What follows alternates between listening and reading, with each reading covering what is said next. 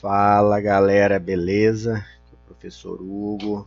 Na nossa videoaula de agora nós vamos falar para vocês, eu vou falar para vocês um pouco sobre as leis de Newton no que diz respeito aos seus fundamentos, ou seja, os conceitos iniciais necessários para uma boa compreensão e aplicação das leis de Newton.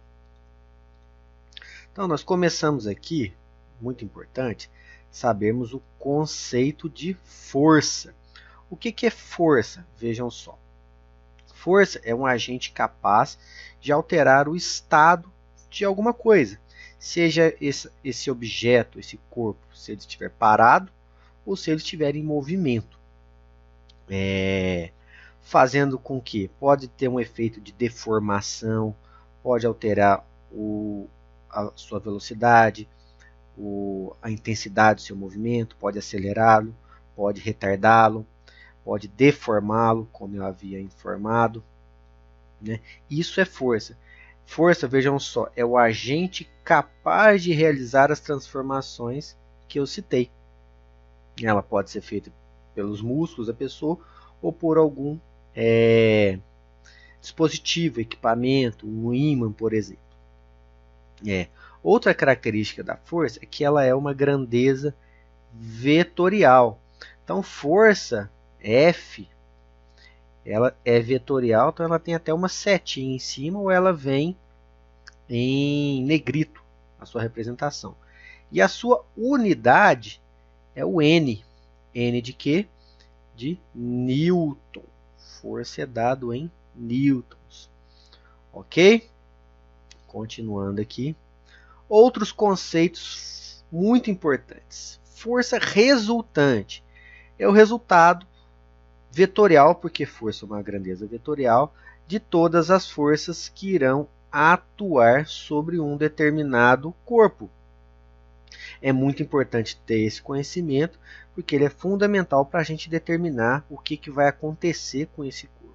E em cima disso, nos remete a palavra equilíbrio. Equilíbrio, pessoal, é quando as forças resultantes ou todo o somatório de forças é igual a zero. Isso não quer dizer que o corpo está parado, porque um corpo em repouso, ok, a resultante deles é igual a zero. Mas um corpo pode estar em movimento com resultante de força igual a zero. O que vai acontecer com esse movimento? Ele vai ser uniforme, ele não vai ter aceleração. Ok? Então é muito importante isso, o estado de equilíbrio, ou é o repouso, ou movimento retilíneo uniforme, ou movimento uniforme. E assim nós já podemos analisar a primeira lei de Newton. Qual que é o seu enunciado? A primeira lei de Newton diz o quê?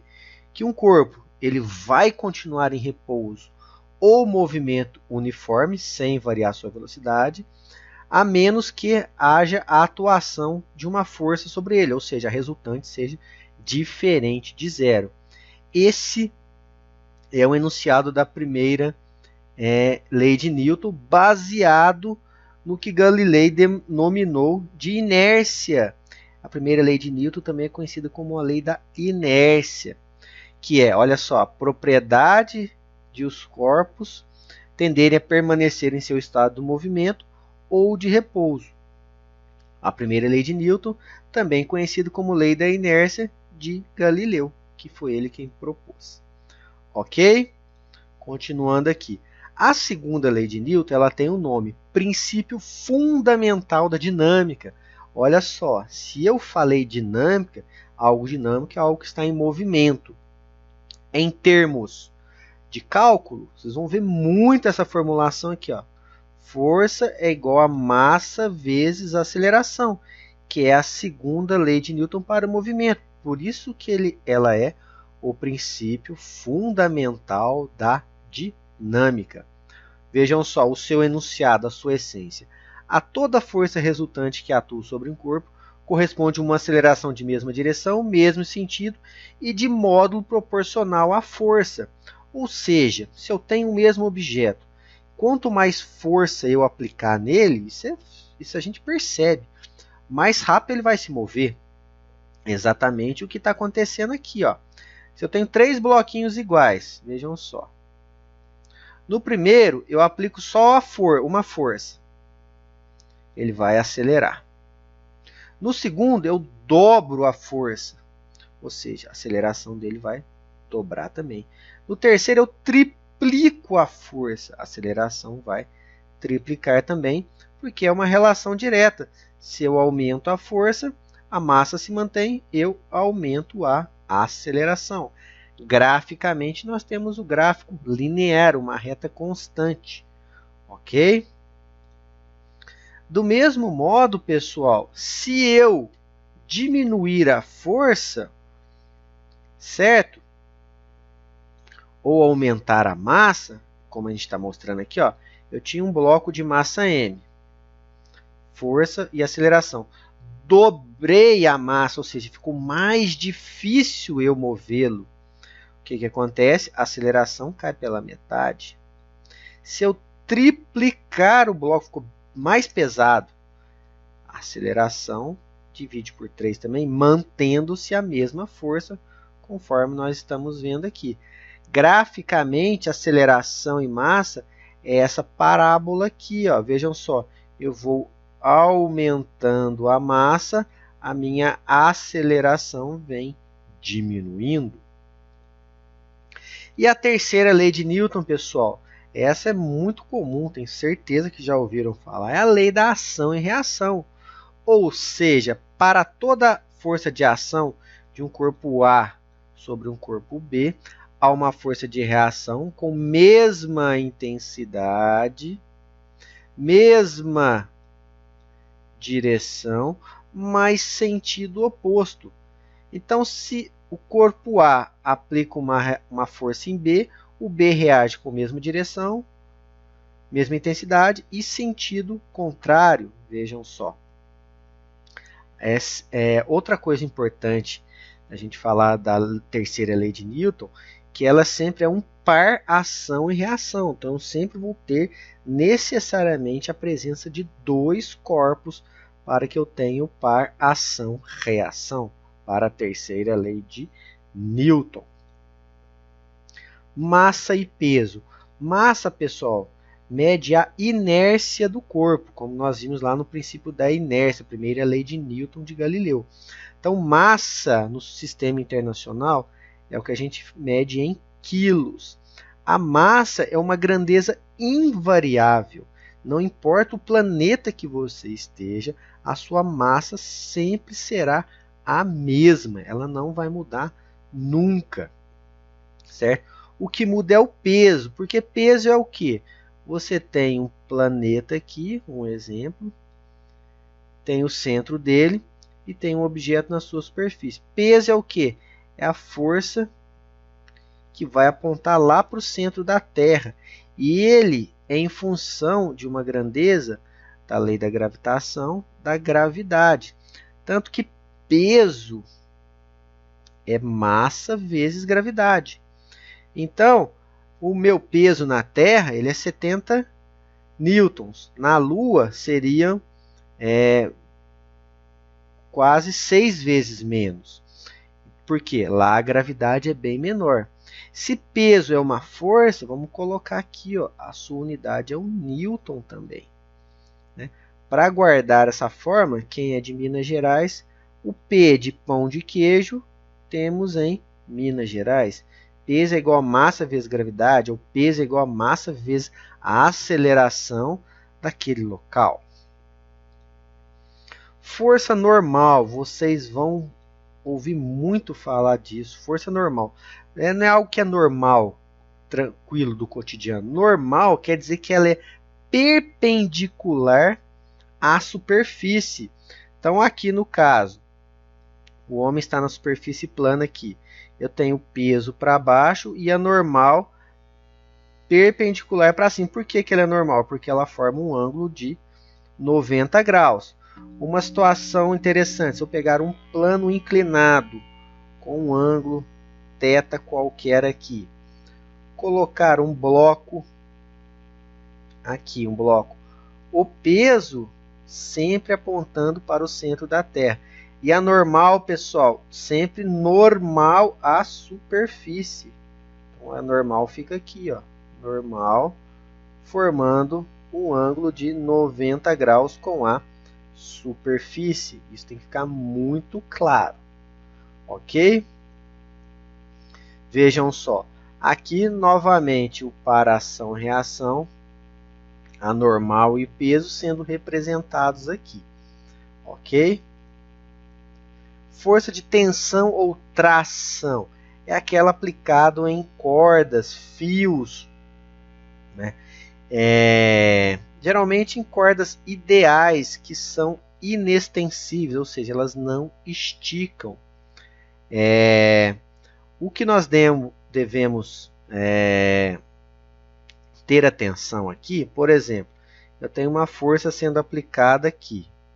Estou puxando os blocos A, B e C.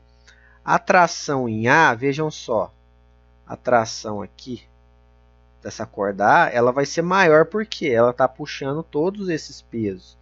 A tração aqui na 1 e na 2, ela vai puxar o quê? Os pesos B e C. Já a tração 3 e 4 aqui, ela vai puxar só o bloco C. Certo? Então, o que acontece? Tração a maior, essa daqui, a primeira, depois essa e depois essa. Por quê? Em função do que ele está carregando. Para complementar, nos estudos de tração, é muito comum o uso de polias. O que a polia fixa faz? Uma polia fixa, ela apenas altera a direção do movimento e o sentido. Já uma polia móvel, nós veremos em outros estudos, que ela altera a força aplicada também. Cada polia móvel reduz pela metade a força necessária a ser aplicada para mover algum peso. Nós veremos isso com mais detalhes. Lei de Hooke é a força elástica. Vejam só, se eu tenho aqui um teto, algo fixo, tenho uma mola aqui esticada com relação ao peso. O que é essa força elástica? F é igual a Kx. O K é a constante elástica da mola. Cada mola tem a sua. E o X é o quanto a mola esticou. Então, a força elástica, se é força, a sua unidade é o Newton. O X, que é o quanto ela esticou, é em metros. E o K, que é a constante elástica de cada mola tem a sua, é Newton por metros. Essa é a chamada lei de Hooke. Forças de atrito. Sem as forças de atrito, nós não conseguiríamos nem nos mover. Não é? Por quê? Eu faço força com o meu pé para frente, para trás, e o atrito me joga para frente. Se não houvesse atrito, eu ia ficar patinando ali o tempo todo. Esse é o princípio da força de atrito. E nós temos dois tipos de atrito, que é o atrito estático e o atrito dinâmico ou cinético. O que é a força de atrito estático máximo? Vejam só, a caixa está parada aqui. Eu vou aplicando força nela. Eu vou aplicando força aqui para a direita e o atrito me segurando para a esquerda.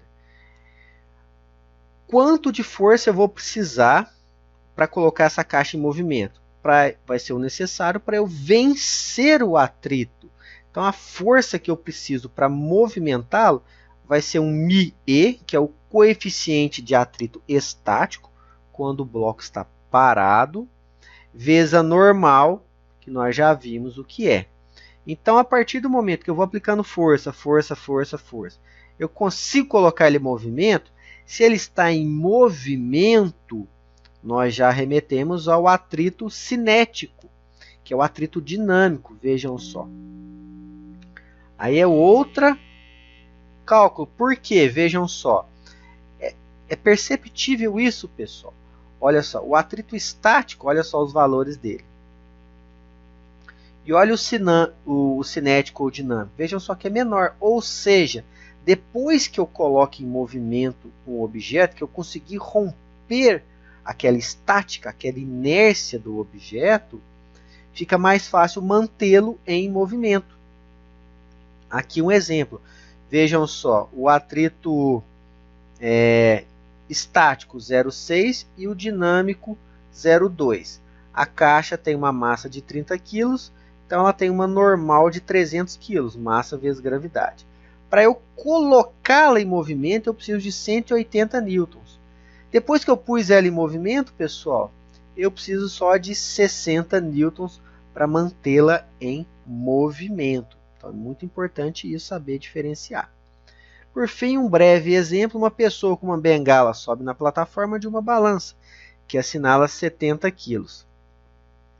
Se a pessoa pressiona a bengala contra a plataforma da balança, qual vai ser a leitura? O que acontece, pessoal? Quando o peso que vai indicar 70 kg, que é a pessoa mais a bengala.